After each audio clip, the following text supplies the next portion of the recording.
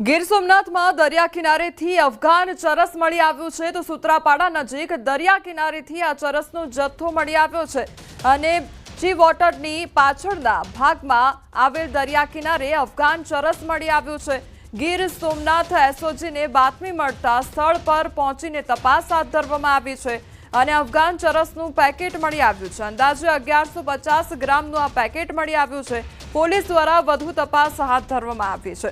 તો ગીર સોમનાથની આ ઘટના સામે આવી છે કે જ્યાં ચરસનો જથ્થો મળી આવ્યો છે। 1150 ગ્રામનું જે ચરસનું પેકેટ છે તે મળી આવ્યું છે અને તે અંગે હવે વધુ તપાસ હાથ ધરવામાં આવી છે। વડોદરાના આજવા સરોવરના 62 દરવાજા ખોલવામાં આવ્યા છે। સિઝનમાં પહેલી વખત દરવાજા ખોલવામાં આવ્યા છે। 211.49 આજવા સરોવરની સપાટી પહોંચતા નિર્ણય લેવામાં આવ્યો છે।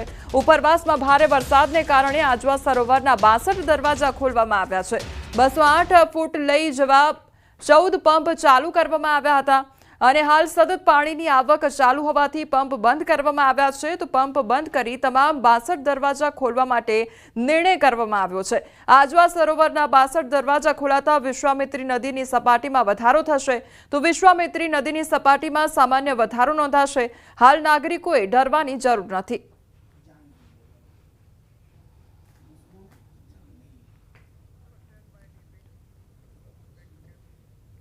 અમદાવાદના શેલામાં આગ લાગવાની ઘટના સામે આવી છે। ઓર્ચિડ હેવનમાં આગ લાગતા અફરાતફરીનો માહોલ સર્જાઈ ગયો હતો। 14મા માળે આગ લાગવાની ઘટના બની હતી તો ફાયર વિભાગે આગ પર કાબુ મેળવ્યો છે। તો અમદાવાદનો આ મામલો સામે આવ્યો છે કે જ્યાં આગ લાગવાની ઘટના બની છે। 14મા માળે આગ લાગવાની ઘટના બની અને આગ લાગતા અફરાતફરીનો માહોલ સર્જાઈ ગયો હતો તો ફાયર વિભાગ દ્વારા આગ પર કાબુ મેળવી લેવામાં આવ્યો છે।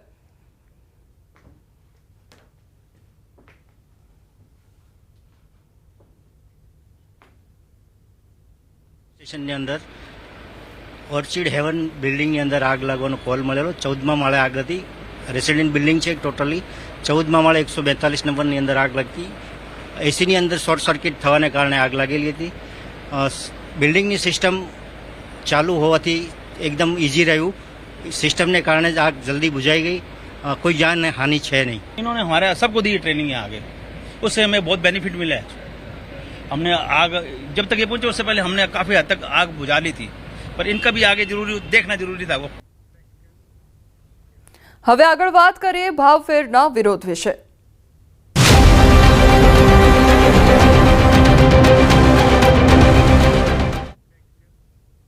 સાબરકાંઠામાં ભાવફેરને લઈને જે વિરોધ થઈ રહ્યો છે તે હજુ પણ યથાવત જોવા મળી રહ્યો છે।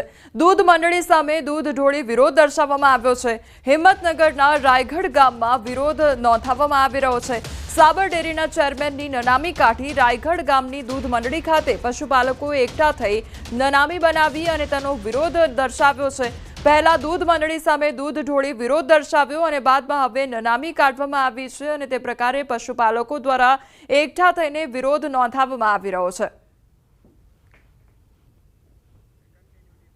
સાબર ડેરી ખાતે ગઈકાલે પશુપાલકો અને પોલીસ વચ્ચે ઘર્ષણ સર્જાયું હતું। આ સમગ્ર બાબતે પોલીસે ફરિયાદ નોંધી કાર્યવાહી હાથ ધરી છે। પોલીસે 74 આરોપીઓના નામ સાથે અને 900 થી 1000 વ્યક્તિઓના ટોળા સામે પોલીસ ફરિયાદ નોંધી છે। 74 આરોપી પૈકી સાબર ડેરીના વર્તમાન ડિરેક્ટર જશુભાઈ પટેલ સામે પણ ફરિયાદ નોંધાવવામાં આવી છે। આ સાથે જ ફરિયાદમાં સાબરકાંઠા બેંકના પૂર્વ ચેરમેન રાજેન્દ્રસિંહ ભાટીનું પણ નામ નોંધવામાં આવ્યું છે। પોલીસે અત્યાર સુધીમાં 47 લોકોની ઓળખ કરીને અટકાયત કરી છે। ગેરકાયદેસર ટોળાએ પથ્થરમારો કરેલો અને જે નેશનલ હાઈવે છે ત્યાં આવતા જતા વાહનો રોકવા પણ પ્રયત્ન કરેલો, જેને યોગ્ય બળ પ્રયોગ કરી પોલીસે વિખેરી નાખેલા। અને આ બનાવ સંદર્ભે હિંમતનગર એ ડિવિઝન પોલીસ સ્ટેશન ખાતે એફઆઈઆર રજીસ્ટર કરવામાં આવેલી, જેમાં 74 આરોપીઓ સામે નામજોગ ફરિયાદ દાખલ થયેલી છે અને અન્ય 900 થી 1000 વ્યક્તિઓ ના ટોળા વિરુદ્ધ ગુનો દાખલ થયેલ છે। અરવલ્લી કિસાન સંઘ આવ્યું છે પશુપાલકોની સાથે। માલપુરમાં મોટી સંખ્યામાં પશુપાલકો એકઠા થયા। મોર ડુંગરી જલારામ મંદિર ખાતે પશુપાલકોની મીટિંગ યોજાઈ તો કિસાન સંઘ દ્વારા પશુપાલક મીટિંગનું આયોજન કરવામાં આવ્યું। સાબર ડેરી ખાતે પશુપાલકો પર થયેલા અત્યાચારના વિરોધમાં મીટિંગ કરવામાં આવી તો પશુપાલકોને ભાવફેર તાત્કાલિક આપવા માટે માંગ કરવામાં આવી છે। ધરપકડ કરાયેલા પશુપાલકોને છોડવાની માંગ કરી છે। જ્યાં સુધી પશુપાલકોને છોડવામાં નહીં આવે ત્યાં સુધી ડેરીમાં દૂધ ન ભરવાનું નક્કી કરવામાં આવ્યું છે।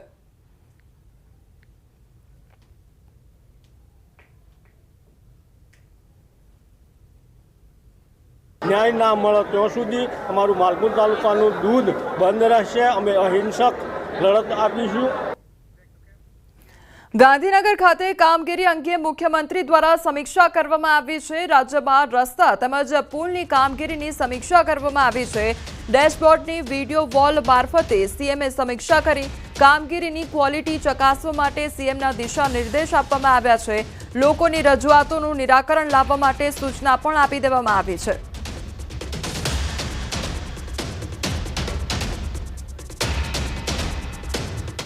સુરેન્દ્રનગરના સાયલાના જૂના જશાપર ગામમાં બે જૂથ વચ્ચે મારામારીનો વિડીયો વાયરલ થયો છે। વાયરલ વિડીયોમાં એક જ જ્ઞાતિના બે જૂથો વચ્ચે પથ્થરમારો તેમજ મારામારી કરતા અમુક શખ્સો નજરે પડ્યા છે। તો વાયરલ વિડીયો કેટલો જૂનો છે તે અંગે હાલ કોઈ પુષ્ટિ થઈ નથી।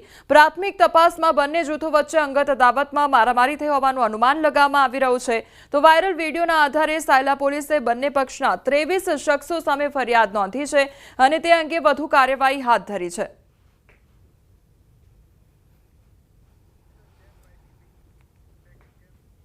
સુરતમાં ટ્રેક્ટરનો અકસ્માત સીસીટીવી કેમેરામાં કેદ થયો છે। રોંગ સાઈડમાં આવતા ટ્રેક્ટરે યુવકનો ભોગ લીધો છે। ભટારમાં ટ્રેક્ટર બન્યું છે યુવક માટે કાળરૂપ। ટ્રેક્ટરના પાછળના ટાયરમાં યુવક કચડાયો હતો તો ગંભીર અકસ્માતના સીસીટીવી ફૂટેજ સામે આવ્યા છે। ટ્રેક્ટર ચાલકને ઘટના સ્થળે લોકોએ પકડી ખટોદરા પોલીસને સોંપ્યો હોવાની ઘટના સામે આવી છે। તો તે અંગેનું સીસીટીવી ફૂટેજ પણ સામે આવ્યું છે। રોંગ સાઈડમાં આવતા ટ્રેક્ટરે યુવકને અડફેટે લીધો હતો અને જે યુવક હતો તે ટ્રેક્ટરના ટાયર નીચે કચડાયો હતો।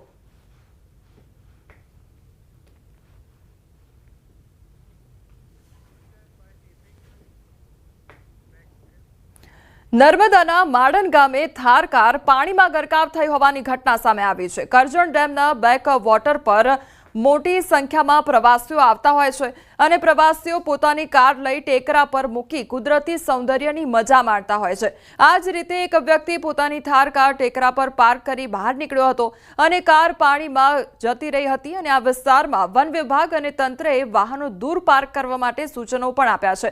છતાં કેટલાક નિયમોને ઘોડીને પી જતા હોય છે। આ બનાવ બાદ બીજા ટેમ્પાના સહારે થાર કારને બહાર કાઢવામાં આવી હતી। તો આજે થાર ગાડી છે તે પાણીમાં ગરકાવ થઈ હોય તે પ્રકારની ઘટના સામે આવી છે। અનેક વખત સૂચનાઓ પણ આપવામાં આવી છે કે પ્રવાસીઓ દ્વારા જ્યારે પણ કાર પાર્ક કરવામાં આવે તે પાણીથી દૂર પાર્ક કરવામાં આવે, પરંતુ નિયમોને નેવે મૂકીને લોકો દ્વારા જે ગાડીઓ છે તે નજીક જ પાર્ક કરવામાં આવતી હોય છે અને તેના કારણે આ પ્રકારની ઘટના બની છે। હવે જે આખી જે થાર ગાડી છે તેને અન્ય ગાડીના સહારે બહાર કાઢવામાં આવી હતી। છોટાઉદેપુરમાં શિક્ષકોની ઘટનાને લઈને ધારાસભ્ય હવે એક્શન મોડમાં આવ્યા છે। જે શિક્ષકોની ઘટ પડી રહી છે તેને લઈને ધારાસભ્ય એક્શન મોડમાં આવ્યા છે। તો સંખેડાના ધારાસભ્યએ શિક્ષણ મંત્રીને પત્ર લખી રજૂઆત કરી છે। ધારાસભ્ય અભયસિંહ તડવીનો શિક્ષણ મંત્રીને પત્ર લખવામાં આવ્યો છે। સંખેડા, બોડેલી અને નસવાડી તાલુકામાં શિક્ષકોની ઘટ જોવા મળી રહી છે। ત્યારે નસવાડી તાલુકાની 134 શાળામાં એક જ શિક્ષક છે અને નસવાડીની 8 શાળામાં એક પણ શિક્ષક નથી। તો બોડેલી તાલુકામાં 41 શાળાઓમાં એક જ શિક્ષક આવેલા છે। તો સંખેડા તાલુકાની 56 એવી શાળા છે કે જ્યાં એક જ શિક્ષક છે, જ્યારે 6 જેટલી જે શાળા છે ત્યાં આગળ કોઈ પણ પ્રકારના શિક્ષક જ નથી। જિલ્લાના 6 તાલુકામાં 1700થી વધારે શિક્ષકોની જગ્યા ખાલી છે અને શિક્ષકોની ઘટને લઈને વિદ્યાર્થીઓનું શિક્ષણ બગડી રહ્યું હોવાની રજૂઆત પણ કરવામાં આવી છે।